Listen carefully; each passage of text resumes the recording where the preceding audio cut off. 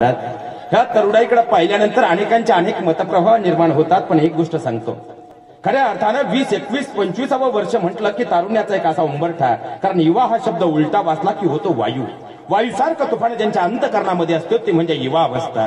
पण या युवा अवस्थेमध्ये एकीकडे आमची तरुणाई थिरकत असताना बिअरबारकडे जाते, पण दुसऱ्या बाजूला ही सगळी तरुण मंडळी मात्र निरपेक्ष भावनेनं कुठेही जाऊन शूटिंग न करता खऱ्या अर्थानं अध्यात्माच्या विचाराचं वटवृक्षामध्ये रूपांतर करताना ही शूटिंग करून जगाच्या पाठीवर वारकरी संप्रदायाची धुरा पोहोचवता आहेत। एकदा जोरदार काढून टाळ्या या सगळ्या मंडळींसाठी झाल्या पाहिजे। तुम्ही म्हणाल महाराज आधीच उशीर झालाय आणि तुम्ही बोलायला लागल्यापासून आम्हाला नुसत्या टाळ्याच वाजवायला लावल्या, तरी एकदा अपेक्षा आहे जोरदार टाळ्या होऊनच जाऊ द्या देश, कारण या सगळ्या टाळ्या तुमच्यासाठी आहे महिला वर्ग।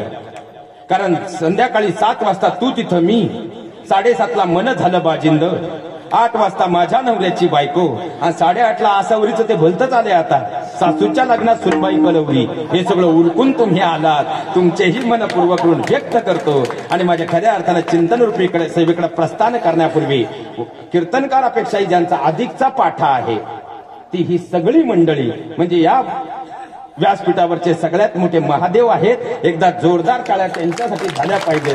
आणि ज्यांच्या भक्कम आधारावर मी उभा आहे ते आमचे चोपदार बाबा, कारण बसल्या जागेवर तुम्ही 4 वेळा मांडी बदलाल, पण बाबा आता 75च्या पुढे आपलं, पण आता 2 काय पहाड झाली तरी काळजी करायचं कारण नाही, बाबा हलणार नाहीत। खऱ्या अर्थानं ही अध्यात्माची ताकद आहे महाराज। आणि कीर्तनकार 2 तास जरी उभा राहिला सगळे आपण इथं बसलो तरी जाताना अध्यात्माच्या पुण्याची पिशवी ज्यांची नेहमी भरलेली असणार आहेत ते आमचे विनेकरी बाबा। एकदा या सगळ्यांसाठी सुद्धा जोरदार टाळ्या झाल्या पाहिजे एवढी अपेक्षा व्यक्त करतो आणि माझ्या चिंतन रूपी सेवेकडे प्रस्थान करतो। विठ्ठल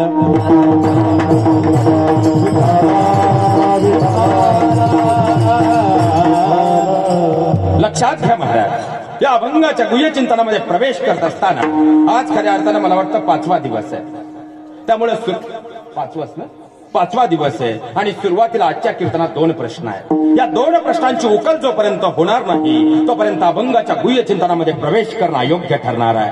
पहिला प्रश्न असा आहे, इसवी सन 1200च्या कालखंडापासून आपल्याकडे कथा कीर्तन नामयज्ञ सोहळे आणि मोठमोठे कीर्तन महोत्सव सुरू आहेत दादा।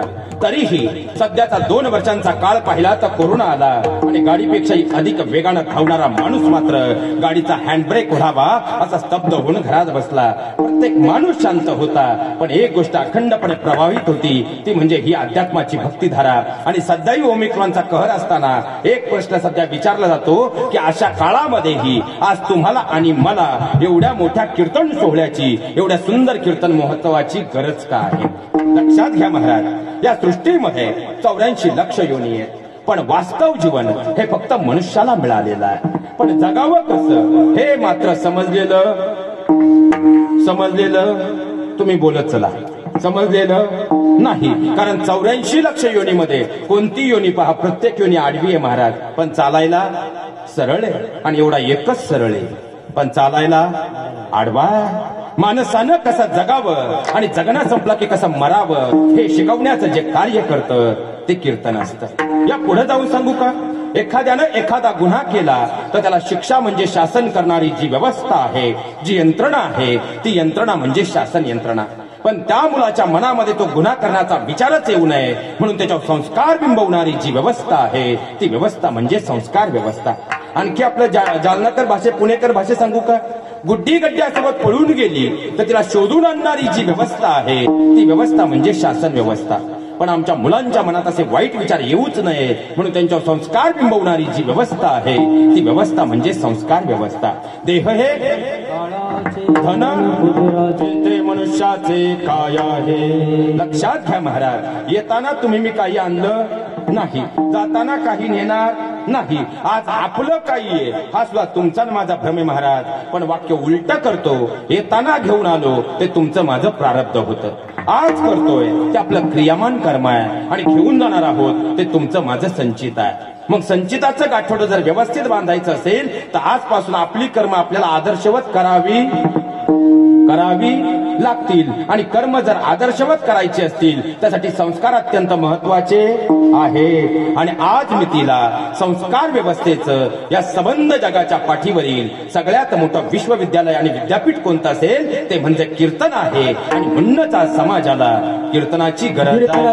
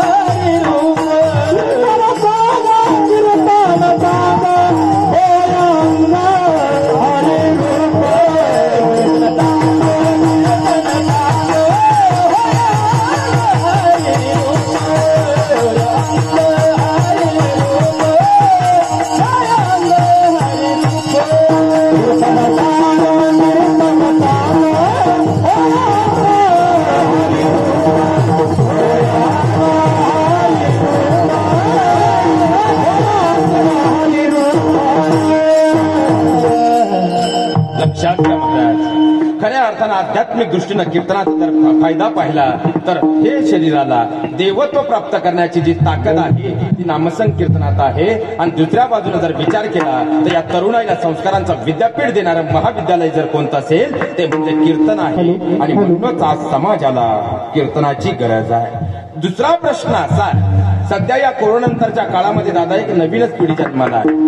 या पिढीनं सध्या ही जे खळ प्रवृत्ती आली हे सोपे राहत नाही. यांनी सध्या नवीन आवाज उठवलाय महाराज. कारण खळ सोपे राहत नाही. ते प्रत्येक गावात थोडेफार प्रमाणात का होईना असतात. कारण हे कीर्तनाला कधीच येत नाही. आणि ते येणाऱ्याला म्हणतं शामराव कुठं कीर्तनाला कीर्तनाला हो कीर्तनाला जाणं रिकामटेकडांचा उद्योग हा वर्ग आजही आलेला नाही. पण यांनी कारण हे खळ सोपे नाही महाराज. तुमचं माझं सोडून द्या. मनुष्य इंगळे अति दारुण मज नांग्या मारिल्या तिने एकनाथ महाराजांना मारल्यात. आपली काय अवस्था आहे. कारण हे खळ सोपे नाही. माणसानं जर विंचू पाहिला त्याला घाम फुटतो. पण त्याच विंचवानं जर पाल पाहिली ब्लड प्रेशर हाय होतो. पण त्याच पालीनं जर कोंबडी पाहिली जागेवर अटॅक येतो. आणि त्याच कोंबडीने हा खळ पाहिला आता सप्ताही म्हणून शांत नाही तर 980 ने हानितो. हे खळ सोपे राहत नाही. यांनी सध्या एक नवीन आवाज उठवलाय महाराज. म्हणून त्यावर उत्तर देणं अत्यंत महत्वाचं आहे. यांनी सध्या नवीन आवाज उठवलाय. कीर्तनकारांचा झालाय सांगायचा धंदा. आमच्या तोंडावर तरी 2 तास बरं बोला. आणि आपला झालाय ऐकायचा धंदा. एवढ्या वर्ष कीर्तन आणि कीर्तन सोहळे चालू आहे तरी कीर्तनानं समाज सुधारला का हा नवीन प्रश्न आलाय. म्हणून पहिलं त्याचं उत्तर देतो मग पुढे सरकतो महाराज. महाराज जर या 4 महिन्यापूर्वी 5 महिन्यापूर्वीचा काळ पाहिला तर मगाशीच सांगितलं मी कोरोना आला आणि गाडीपेक्षा वेगानं धावणारा माणूस मात्र 2 वर्ष घरात अडकून पडला. पण आता हळूहळू कोरोना कमी होतोय. आता आपण बाहेर पडतोय. आता 4-5 महिन्यापूर्वी तुम्ही आमची ओळख कधी घ्यायला लागले महाराज. कोरोना कमी झाल्यानंतर आमची आठवण तुम्हाला आली नाही. तुम्ही आमचा नंबर डिलीट करायला आलते. पण देवानं आमचा नंबर डिलीट केला नाही म्हणून तुमच्या मोबाईल मध्ये आमचा नंबर राहिला. आता मला सांगा त्या काळात आम्ही शांत होतो आणि माझ्या ऑफिसच्या बाजूलाच एक हॉस्पिटल आहे दादा. त्या हॉस्पिटलमध्ये एक पेशंट धावत आला. बाहेरूनच म्हणला डॉक्टर साहेब अहो मरण परवडला मरण. डॉक्टर म्हणजे आधीच लय गेले तर आलडू नको. आती मास्क लावलाय. काय होतं तुला एवढं इंजेक्शन घे.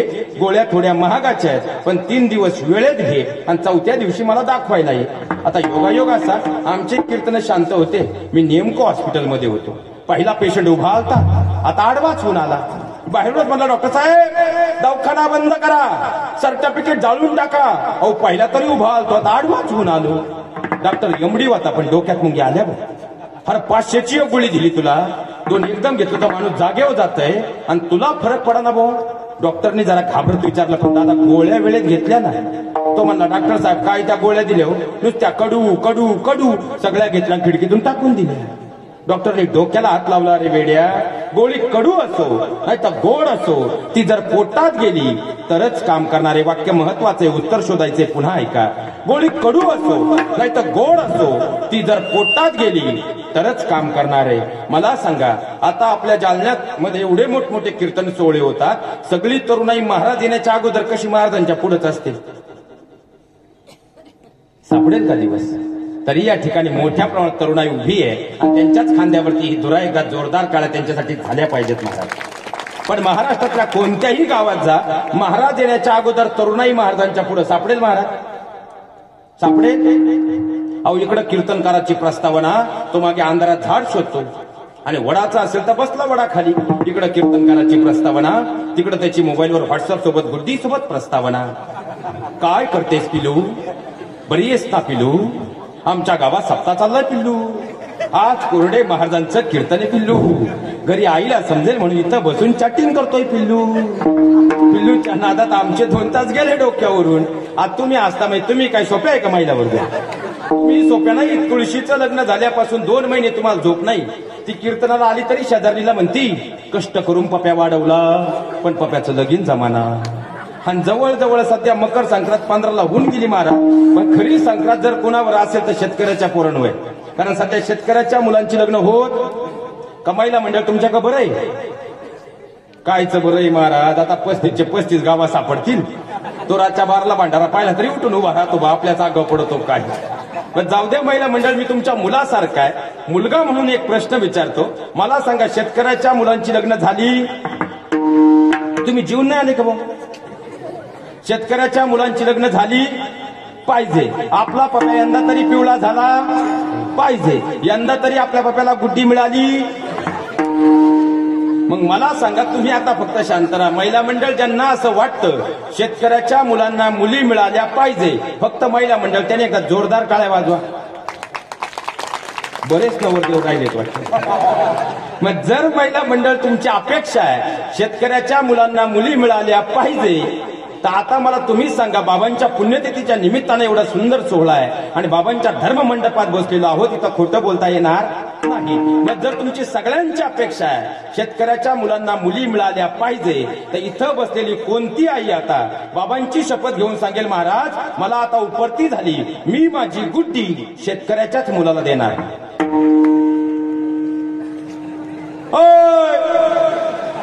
मी माझी गुड्डी शेतकऱ्याच्या मुलाला देणार. माझी गुड्डी फ्लॅटमध्ये गेली पाहिजे, पण माझ्या पप्याला गुड्डी मिळाली पाहिजे. बरं, यंदा भगवंताची कृपा झाली, तो पप्या पिवळा झाला. मग या सप्त्याला तरी तू शांत राहिला पाहिजे, पण आताही तू शांत नाही. ती आता शेजारणीला म्हणती, कष्ट करून पप्या वाढवला, पण काल बायकून आली तर बायकोच्या पदराखाली गेला. या नादात आमचे 2 तास गेले डोक्यावरून. आज तुम्ही बसले, म्हणजे तुम्ही सोपे आहे का महाराज? तुम्ही असा शेजारी पाहतो, शेजारच्या गावचा आला शामराव बरं आहे ना, पाऊस पाणी यंदा चांगला आहे, कपाशी बरी आहे, आपल्या पप्पूचं लग्न करायचंय. पप्पू तुम्हाला माहिती किती गुणाचा आहे, तो गावाला माहिती किती गुणाचा आहे. तो सकाळी 7:30ला जातो तर 1:30 वाजताच घरी येतो. पप्पूही सोपा नाही. तुमच्याकडे पोर आहे कळलं, तो नामपरला गेला तर काला झाल्यावर तुमच्या भेटीला परत गावात आला. आणि या सगळ्या आजपर्यंतच्या नादात आमच्या सारख्यांचे 2 तास डोक्यावरून गेले. म्हणून आज तरी आपले कान आणि डोळे इकडे करा. आता झाली चिंतनाला सुरुवात. विठ्ठल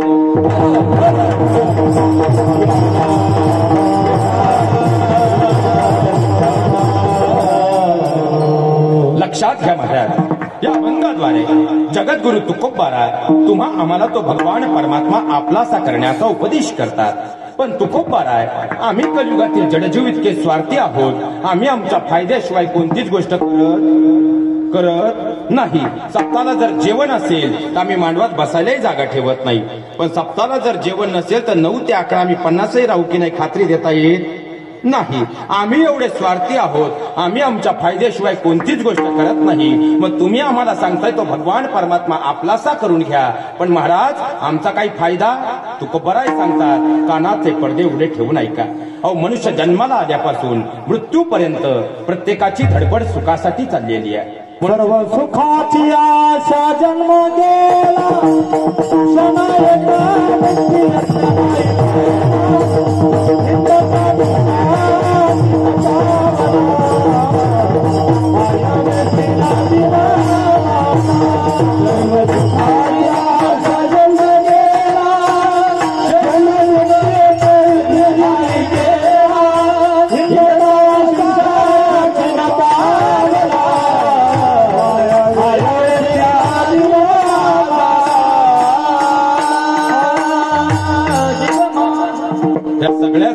सर्वांसाठी एकदा जोरदार टाळ्या झाल्या पाहिजेत महाराज.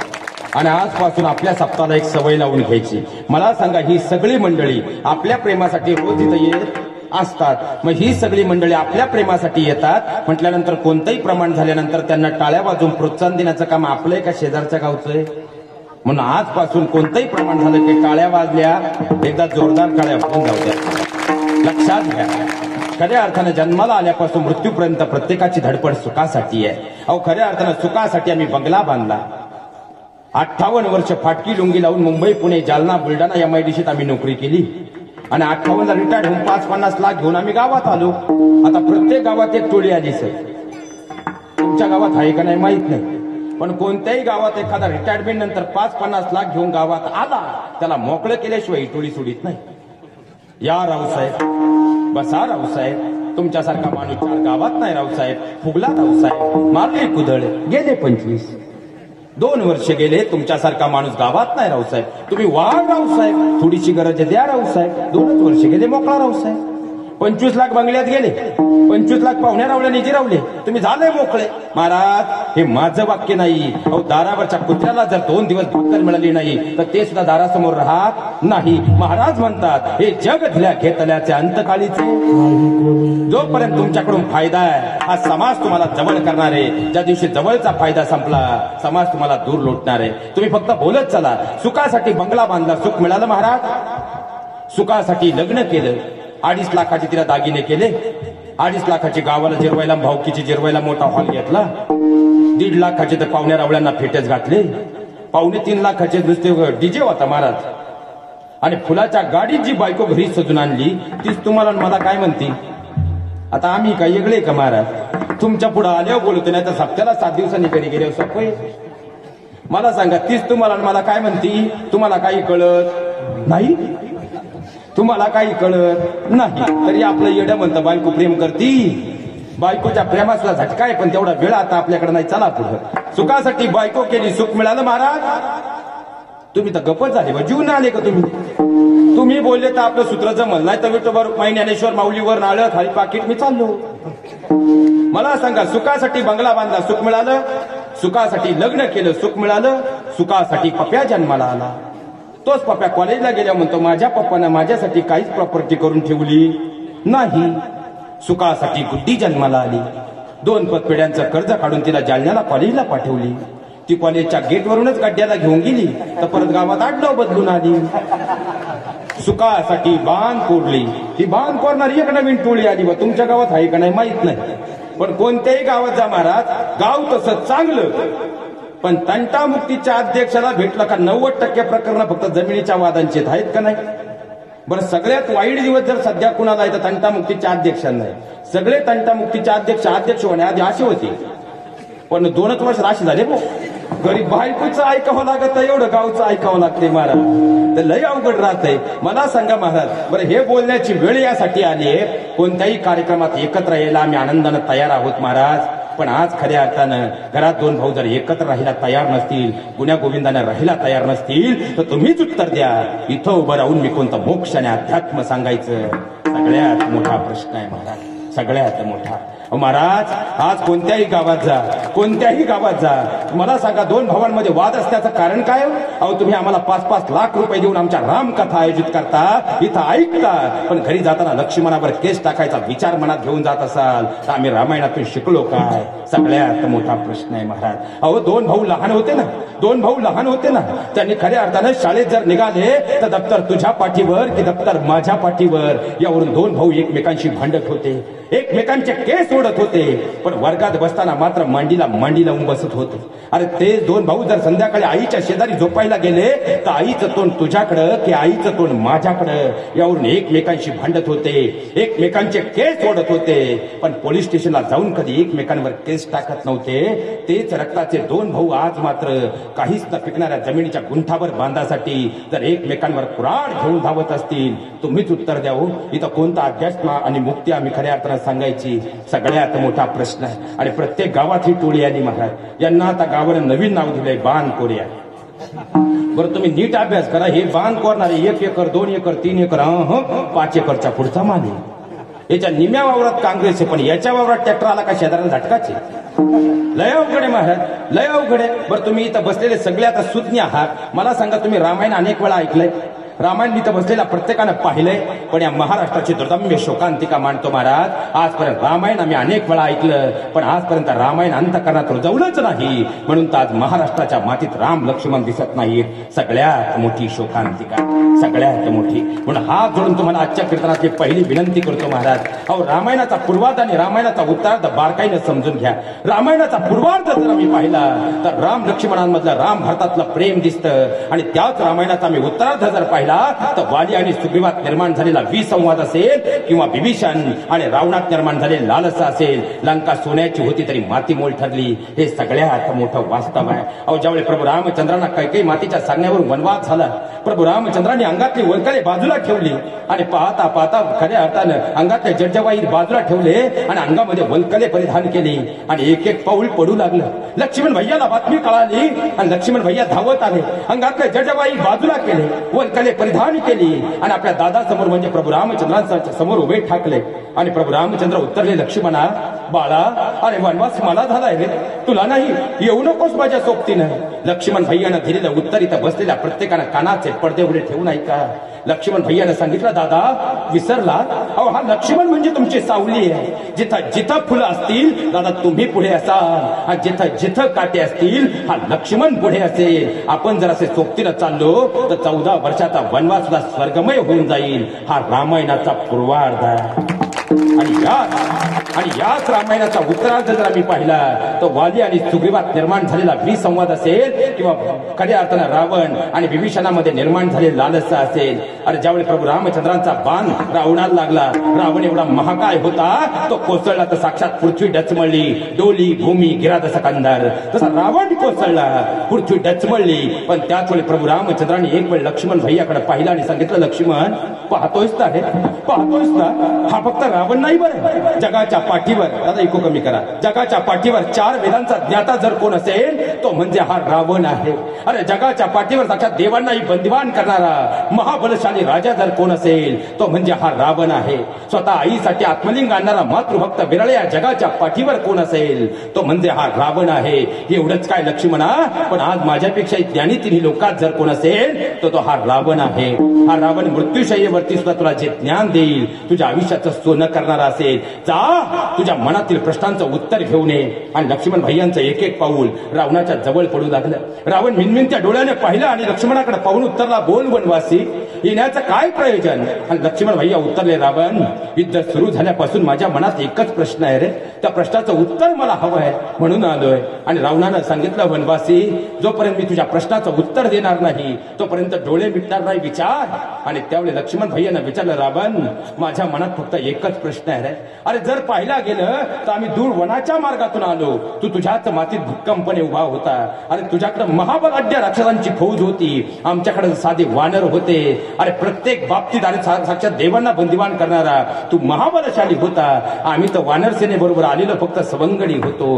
अरे रावण, प्रत्येक बाबतीत तो आमच्यापेक्षा श्रेष्ठ होता, तरी रावणा तुझा पराभव झाला आणि माझा दादा म्हणजे श्रीरामांचा विजय झाला.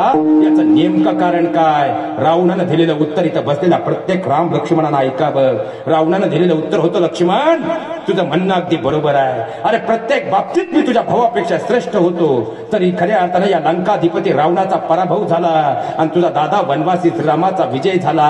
याचं एकमेव कारण माझ्याकडे विभीषण नावाचा भाऊ होता आणि तुझ्या दादाकडे तुझ्यासारखा लक्ष्मण नावाचा भाऊ होता. तरीही लक्ष्मण भैयानं पुढचा विचारलेला प्रश्न आणि त्याचं उत्तर मात्र काळजीपूर्वक ऐका. लक्ष्मण भैयानं सांगितलं, रावण तू म्हणतोयस ते खरं आहे, पण लक्षात ठेव, रावण तू चुकीच्या मार्गावर होता, तू अयोग्य मार्गावर होता आणि तुझा भाऊ विभीषण तर योग्य मार्गावर होता. तेव्हा रावणानं दिलेलं उत्तर बसलेल्या प्रत्येकानं काळजात करून घ्या. तेव्हा रावणानं सांगितलं, लक्ष्मण ऐक, अरे भाऊ हा शब्द जर उलटा वाचला तो होतो उभा.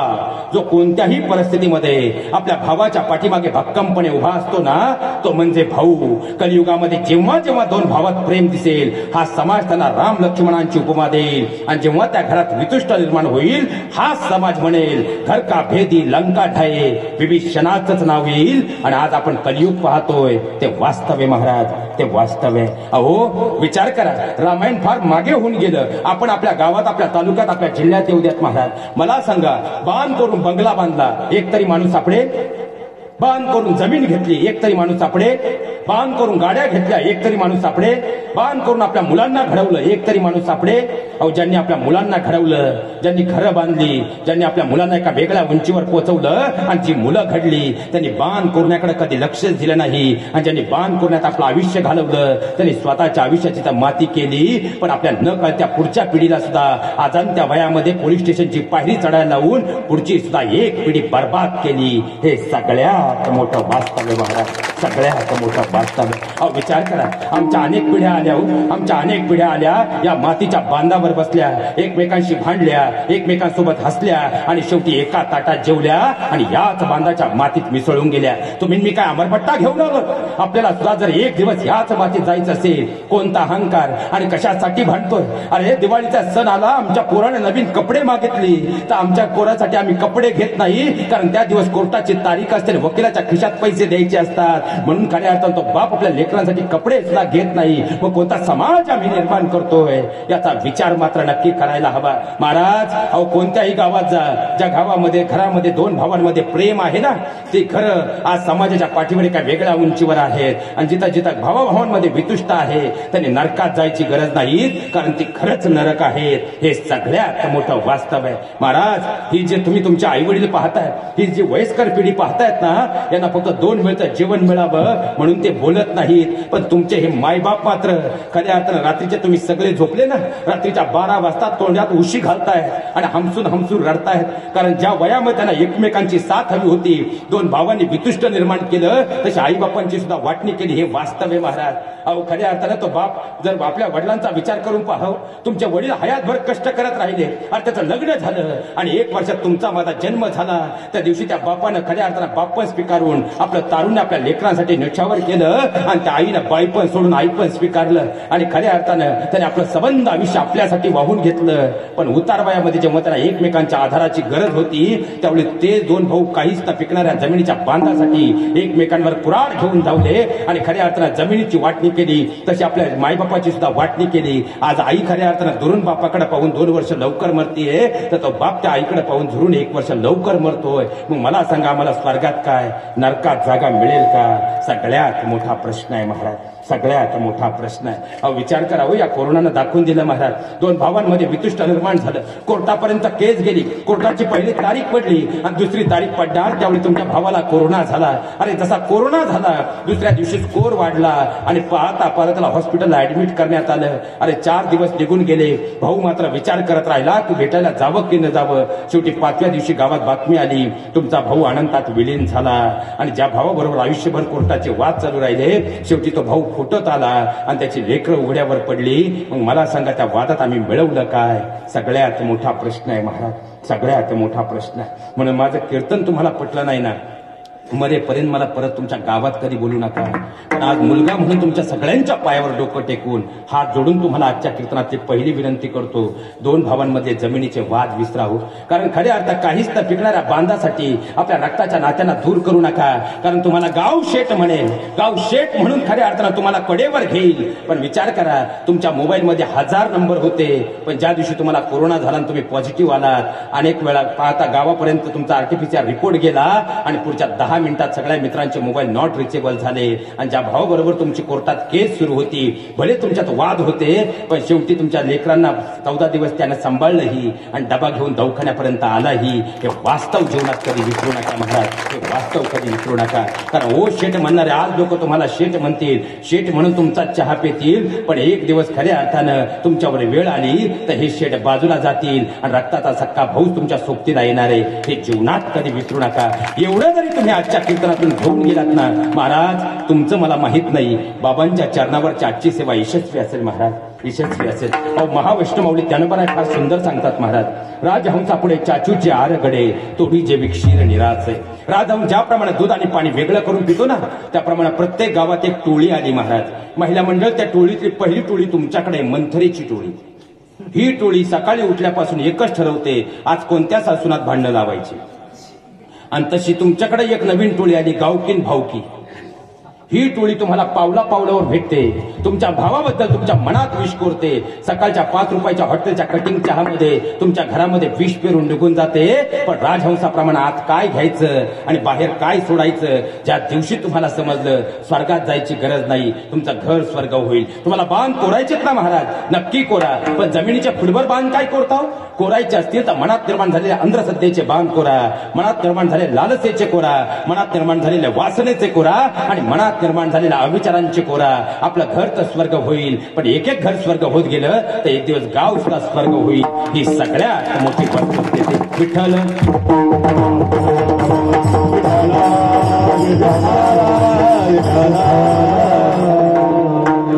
लक्षात घ्या महाराज, सुखासाठी बंगला बांधला, सुखासाठी मुलं झाली, सुखासाठी आयुष्य पणाला लावलं, सुखासाठी बाण कोरले, पण बसलेला कुणी सांगावं या सुख मिळालं महाराज? या सुख मिळालंच नाही. याचं कारण आहे ज्या सुखाची तुम्हाला मला अध्यात्मशास्त्र आधारे खऱ्या अर्थानं 84 लक्ष नंतर आस आहे, त्या सुखाचा पत्ताच तुम्हाला मला कळाला नाही. म्हणून तर प्रत्येकाच्या जीवनाची सगळी प्रापंचिक दृष्टीनं मृगजळ रूपी संपत्ती असूनही सुखाची मात्र आस आहे. मग प्रत्येकाच्या सुखाची तळमळ जर चालू आहे, कारण तुम्ही रात्री झोपताना आज विचार करा, आपल्याकडे गाडी आहे, बंगला आहे, सगळं काही आहे, पण खरंच मी सुखी आणि समाधानी आहे का? 2 मिनिटं मनाला प्रश्न विचारा, उत्तर नकारार्थी येईल. याचं कारण आहे ज्या वास्तव सुखाची तुम्हाला मला तळमळ आहे ते सुख आणि त्याचा पत्ताच तुम्हाला मला समजला नाही.